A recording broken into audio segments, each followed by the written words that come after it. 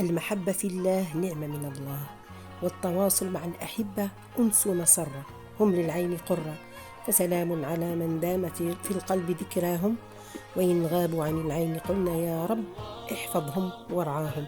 صباحكم ورد وياسمين. السلام عليكم ورحمة الله وبركاته. ولا ننسى الصلاة والسلام على خير خلق الله محمد ابن عبد الله. نرحب بأخواتي وراقياتي وبالمشتركات الجدد. أدامكم الله إن شاء الله. نطولش عليكم بالهضرة. كما شفتوا كيكات البرتقال الفرديين، يعني دي كيك انديفيدوال تاع البرتقال، أسهل ما يكون.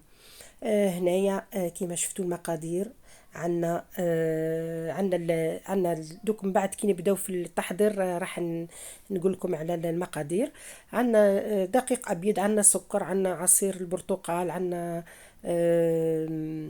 ياغورت طبيعي، عنا الياغورت الطبيعي نقدروا نستبدلوه بالحليب.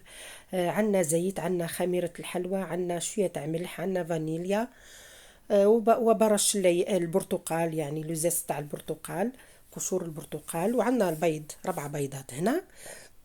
وضعت 4 بيضات يكونوا بحرارة الغرفة، ديما نخرجوهم من الثلاجة قبل ما نبداو في التحضير أي شيء.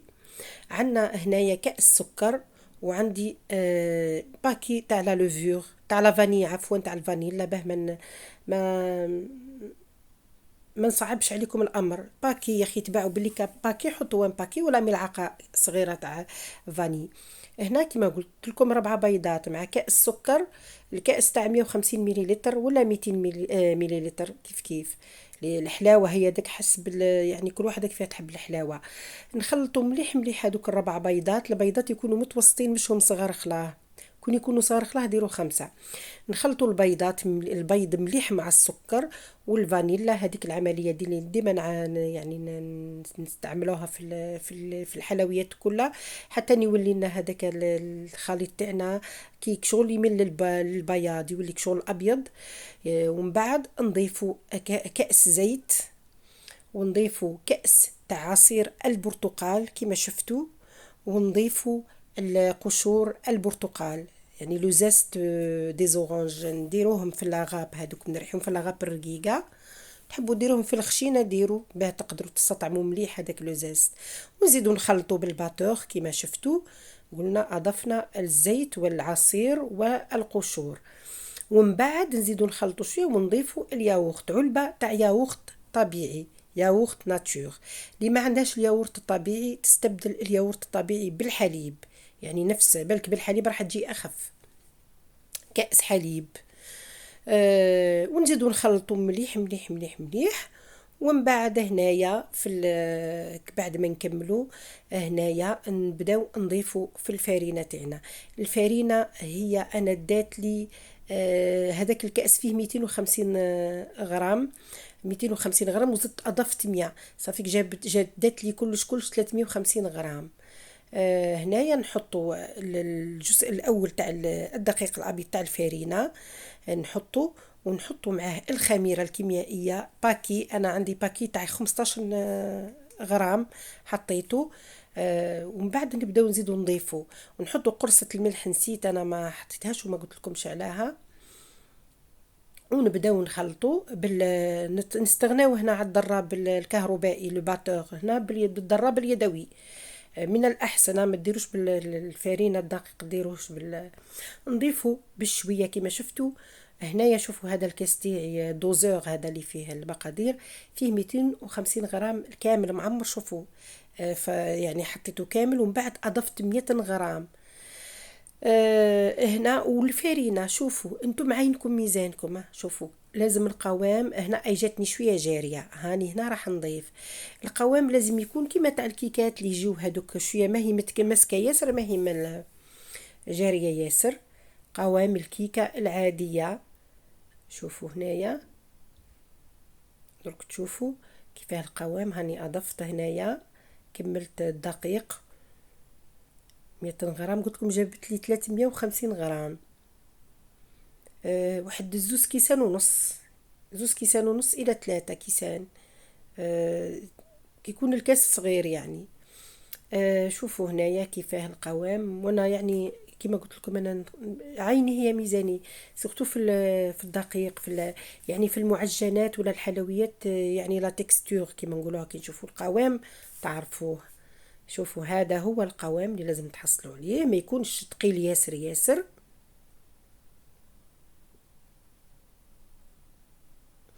وانا في العصير البرتقال حطيت شويه تاع عصير ليمون. وهادو الليمون اللي قسمتهم معكم في المشتريات، شيتهم من اكسيون ليمون فرديين، عندي الكبيره كي معك، ولكن عندي هادو اول مره راح يعني نحضر فيهم، راح نستعملهم. هنايا درت كالعاده، درت الزيت، دهنت ليمون تاعي بالزيت، ومن بعد اضفت الدقيق الفارينه مليح مليح باه ما يلصقوناش، ولا اللي تحب تستعين بورق الطبخ، ونحطوهم ما نعمروهمش باه ما يجيوناش معجنين وما يجيوناش وما يفيضولناش ويجينا ثقيله. ما نعمروهمش. شوفوا اقل من نصف، اقل من نصف. انا هادو كنت درتها نديرها في مول كبير. حبيت ندير نبدلو شويه. شوفوا زي ما شاء الله كيفاه جايين هنا مسخونين، راني نهز فيهم يعني. شوفوا زي ما جاو كي يتفلقوا عرفوهم باللي راهم يعني صلحت العجينه. شوفوا زي ما. وهنا نخليوهم يبردوا تماما، نفرغوهم ونخليوهم يبردوا تماما. يعني عندنا الوقت نحطوهم على، نحاول مزروبة تحطهم يعني في الطاقة، ولا تحطهم تخرجهم للبالكون كي يكون الحال بارد وتخليهم. شوفوا هنايا ما شاء الله جو يعني روعة روعة.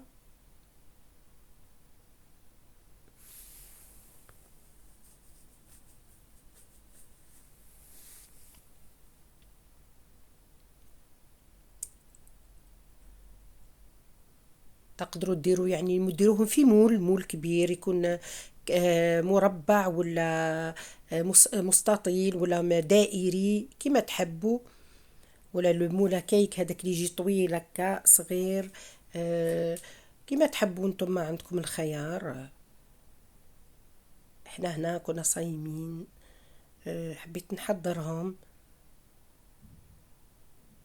وفي نفس الوقت يعني هنايا بعد ما كملت انا هادو، بنتي حضرت واحد واحد الكيكه تاع الشوكولا تهبل يعني. انا تقسمت هادوك نحطها لكم ان شاء الله، صورتها تعليه ليه يعني. شوفوا زي ما شوف،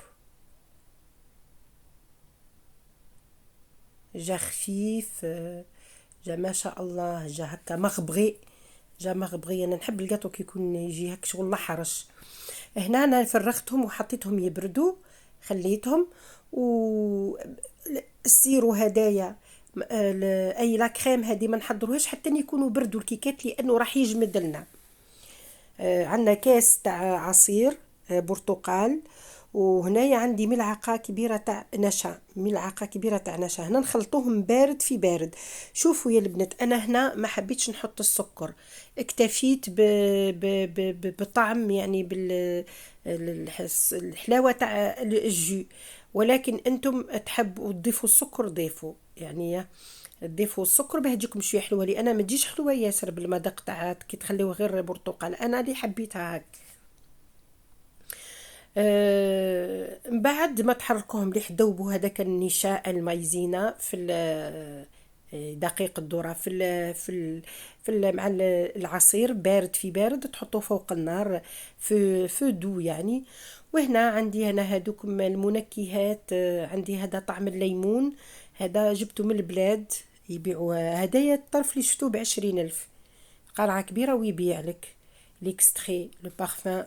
المذاق تاعو روعة روعة روعة. انا كي اضفته هنا زاد عطاني بنة ملاحة. عادي قلت لكم انتم بتحبوا تضيفوا السكر ضيفوا السكر، لان انا استعنت بهذا كان حلو. ومن بعد نحكموا الكيكات تاعنا وهما باردين، لانه يكونوا سخونين. الخليط تاعنا راح يذوب لنا. وكون يكونوا تحضروه قبل الخليط وهما ما بردوش وتسناو راح يجمد لكم. يكونوا الكيكات باردين تحضروهم طول، تحضروا لا كريم هذيك تصبها طول. للأمانة، شوفوا للأمانة أنا هاد لاكخيم الحق درتها، بصح ما كنتش راضية عليها 100%. جات ملاحة للناس اللي يحبوا. أنا دائما بالك شفتوا فيديوهاتي اللي فاتوا تاع لي كيكة البرتقال، كيكة الليمون، كيكة هاي كيكة البرتقال والليمون. دائما نحضر العصير مع السكر جلاس. أنا نموت حتى ولادي يحبوا هذيك لاكخيم اللي نديرها. هادي الحق درتها، جات ملاحة، جات تهبل، بصح أنا مانيش من محبي هاد الكريمة. بعد ما درناها الكريمة، قصيت التزيين، ديما نقول لكم التزيين اختياري. قصيت قطع من البرتقال وزينت بيهم الكيكة. هذه كما تشوفوا التزيين. نقول لكم ان شاء الله تكون عجبتكم الفيديو، تكون عجبتكم الكيكه. كيكه بسيطه، دائما نجيب لكم غير البسيط، ما نحبش نجيب لكم المقادير اللي ما تقدروش عليها. ولكن في النهايه نخرجوا بحاجه بريزونطابل، حاجه راقيه، حاجه تقدروا تقدموها حتى للضيوف. نقول لكم ما تنسوش اشتراك اخواتي، لان قناتي ليست متفاعله، والبارتاج. ونقول لكم في امان الله. ندعي لكم وتدعيوا لي، والسلام عليكم ورحمة الله وبركاته.